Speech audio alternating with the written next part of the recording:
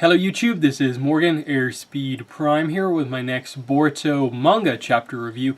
This one's going to be for chapter 24, which is called Kawaki. And yeah, this was, I think, a pretty good chapter. I think it'll go down as being one of the more memorable chapters of the run so far. But I also don't feel there's like a ton to discuss because Kawaki's, I suppose, introduction, it was kind of more of just, okay, he's super standoffish and kind of rude to everyone. He's going to fill that role of a character. And then it's more about just like teasing the mystery, teasing the mystery, teasing the mystery. Like, okay, he is the vessel. He has the karma symbol, which we knew about already, but they're directly saying it right now. Arguably the bigger thing in the background for the Kara organization was the reveal of Jigen, Jigen, the seeming leader of Kara, who seems to have a mark as well. It's either like it is a mark or it's just like a tattoo to symbolize it, but it seems like based on the power of him and the fact that other powerful characters are respecting him as the leader, that it more than likely is also a karma as well.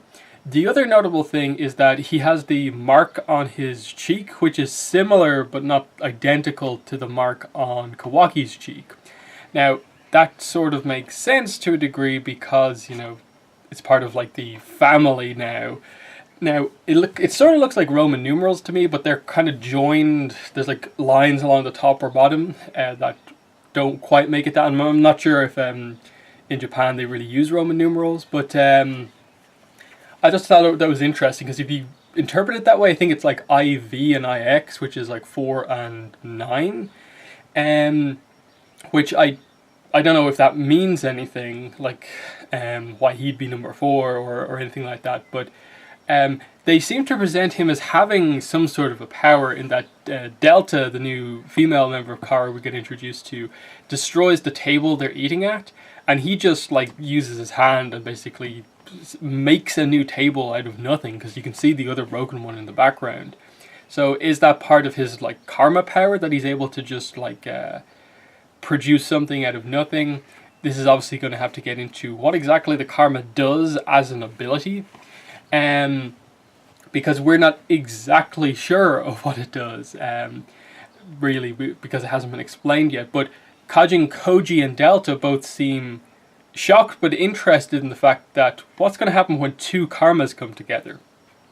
As for like Kawaki being like directly like he is the vessel now, what does that mean? It's weird because obviously Jigen's calling himself Kawaki's new father because we see the scene where he basically takes him from his father who didn't seem to care about him, kind of adopts him basically. So why does he then go to being referred to by the entire organization as like the vessel, and pretty much by everyone being treated more so as an object than a person? And that may explain his personality in that that's always been the way he's been treated. I'm not sure, because as far as we're aware, you get the karma by killing an Otsutsuki clan member, but that would imply after this episode that 2 other Otsutsukis have been killed by people. One by Jigen, one by Kawaki, but we don't know if that's happened. This is where they're probably going to have to explain, sooner rather than later probably, some of the details of how this ability or technique works. Because Boruto's one is fairly clear the way they explained it, that he killed Momoshiki, so he was given, seemingly by default, but also by Momoshiki, this ability or this mark. How does that work with the others? Because what Otsutsukis would they have killed, or gods? That's the confusion here, in that it's clearly some new power that's very important, the way they're slowly building it up, not going into too much depth on it, but teasing that it's going to be very important. Because we know some of the stuff that it does, like when you actually use the power, the mark grows into a full like tattoo that kind of covers your arm and kind of like gives you like a power boost. Kawaki, I don't know if he uses the power or if it's just a natural ability he has, but he seems to have the Yugo curse mark style ability almost, where he can kind of manipulate his sort of, like, is it Kimimaru, or it seems like a mix of like Jugo curse mark stuff, Kimimaru, where his skin or bones can like he can make like weapons out of them. I don't think they really called it out too much, apart from the fact that this guy Garo, who's like a lower ranking member of Kara, has come in and has an issue with Kawaki. They established that in a previous incident, Kawaki like destroyed this guy's lower jaw, and they have a bit of a feud going over it. And he thinks he can now beat Kawaki because Kawaki's weakened because of everything that's happened. Because obviously the big, I suppose, background mystery going on here is, if he's been part of the organization for a while now, his father is the leader of Kara. Why was he put in a coffin called the Vessel, and went through all this stuff where he was effectively lost, more or less? And that's going back to where this arc kind of started in the first place, with the investigation into this like crashed airship. How did that all come about? So there's stuff still to come out. We know that the Konohamaru has information from the coffin, which they'll, I suppose, decrypt once they get back to the Leaf Village, whenever that comes about. And overall, just knowing where the series is heading, because we know that moment in the future where Boruto and Kawaki have to fight for what seems like the fate of the ninja world. That's going to happen in a few years' time. We're going to get to a point where seemingly Boruto is the last hope for everyone. How do we get to that point from here? The main enemy in this case, Kawaki, has been introduced. He doesn't seem to get on immediately with Boruto, but we haven't really addressed any sort of dynamic between them outside of the fact that he's quite rude, and that they both have seemingly the same power, ability, or whatever.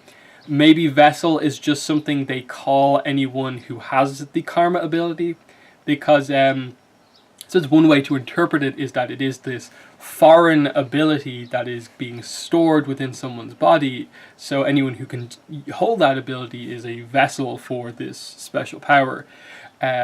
As for the specifics, again, that's where they have to definitely explain it some more. But I enjoyed what the mysteries, just the characters' reactions to everything that was going on here, of just, oh, Boruto has it as well. What's going to happen with two of them? Like, how does this kid have it as well? Like, the Kara just by themselves really making it out that this is a crazy thing that we're seeing here. And then just the fact that there are a lot of seemingly powerful members of this villain group around. And it seems like, based on everything that's come before, our group, Sarada, Mitsuki, Boruto, Konohamaru, pretty much would be no match if Kawaki, Delta, Kajin Koji came after them. So how's this all going to, end? I'm going to assume that Kawaki will probably kill this Scarrow guy, which will take him out of the picture. Then we might see Kajin Koji get involved, and maybe in some sort of effort to save Kawaki, we might see Boruto use his ability, and that might create some sort of massive explosion, because we see that Kawaki uses some of his power, seemingly maybe from the mark or just his raw power, to basically blow a crater in the ground just by expelling some of that energy. So if Boruto has something similar, that could be an opportunity to help everyone escape and get away from this situation, because it feels very early to commit to doing anything like that big. But again, that's where we don't know exactly how this is going to play out. And I think that's what the last couple of chapters have done really, really well. They've built things to a point where all of a sudden the Boruto manga is incredibly intriguing. While the anime at the moment is in an arc we've obviously seen before, but we're excited to see how the anime expands out that arc. Here, the manga now is in this place where it's now beginning to touch on the core new plot point of where Boruto is actually heading, and that's really, really interesting. It feels like the kind of Boruto project is really, really kind of hitting its stride at this point. we're getting towards the end of the Boruto movie arc, and then we'll see if we jump straight into manga adaptation from the stuff that happens after the movie, or if we maybe do some more fillery type episodes that are kind of anime exclusive, or and so on, and then we'll see just how plot focused they get into with the manga arc that we're in right now with Kara.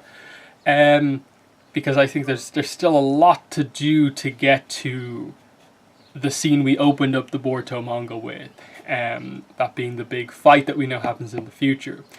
I'm very, very happy with just, I suppose, where this chapter has sort of left the story off, that we're going into the next chapter expecting Kawaki to have a fight which I assume will potentially get across some of the unique abilities of some Kara members, but I think Kawaki will end up winning, and then, as I said, I think there'll be some sort of a skirmish where everyone starts getting involved, and it'll either be Boruto, Kawaki, or both of them together, and their karma abilities just creating some sort of a giant explosion, distraction for everyone to get out. There'll be, I think, some sense of like something unique will happen with both of their karma marks, and we'll see like some sense of where we're heading with all of this.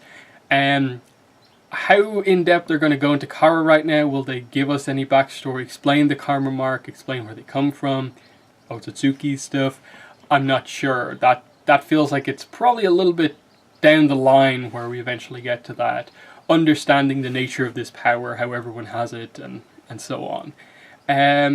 But yeah, just very, very pleased with where we're at now. There were definitely a few chapters ago when we were in, like, I think the early parts of this arc, where it felt like, okay, we're sort of spinning our wheels a bit, can we get into the plot? But now, the last couple, they've really committed to doing something, and I think it's been very, very good. So maybe a little bit of a shorter review than usual, but I thought this was a kind of impactful, meaningful chapter, just perhaps not as much to discuss as you would expect, because while there are some of the biggest takeaways in this chapter from the manga so far, it wasn't exactly like packed to the brim with like every page there's something to analyze. It was more of just them using a good amount of pages to do the,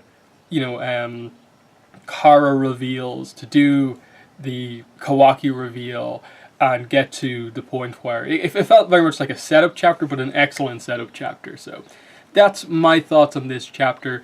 In the comments, let me know what your thoughts were on chapter 24. How much did you like it? How excited are you for where things are going? But yeah, that's been the video. Thanks for watching, and bye.